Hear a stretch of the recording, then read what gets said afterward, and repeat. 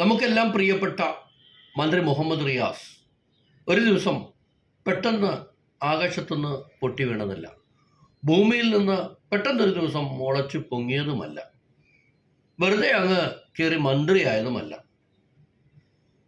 മുഹമ്മദ് റിയാസ് SFIയിലൂടെ, വിദ്യാർത്ഥി രാഷ്ട്രീയത്തിലൂടെ, പിന്നെ DYFIയിലൂടെ യുവജന രംഗത്ത് പ്രവർത്തിച്ച് CPIMൻ്റെ പ്രവർത്തന മണ്ഡലങ്ങളിൽ കർമ്മനിരതനായി പ്രവർത്തിച്ചുകൊണ്ട്, അത് ദേശീയ തലത്തിൽ പോലും ശ്രദ്ധിക്കുന്ന തലത്തിലുള്ള ചുമതലകൾ ഏറ്റെടുത്ത് പ്രവർത്തിച്ചു വന്ന ഒരാളാണ് മുഹമ്മദ് റിയാസ്.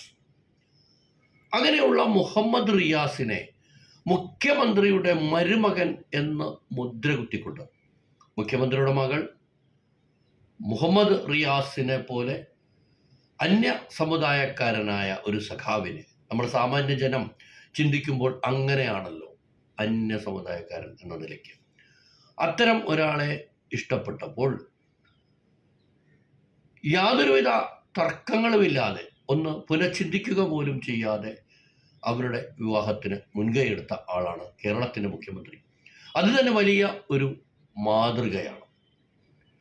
പക്ഷേ നിരന്തരം എതിരാളികൾ, എതിർ രാഷ്ട്രീയ പാർട്ടികൾ മുഹമ്മദ് റിയാസിനെ മുഖ്യമന്ത്രിയുടെ മരുമകൻ എന്ന് മാത്രം വിശേഷിപ്പിച്ചുകൊണ്ട്, ചിലരൊക്കെ അടുത്ത മുഖ്യമന്ത്രി ആക്കാൻ വേണ്ടിയുള്ള ശ്രമമാണെന്ന് പോലും പറഞ്ഞു കളയും.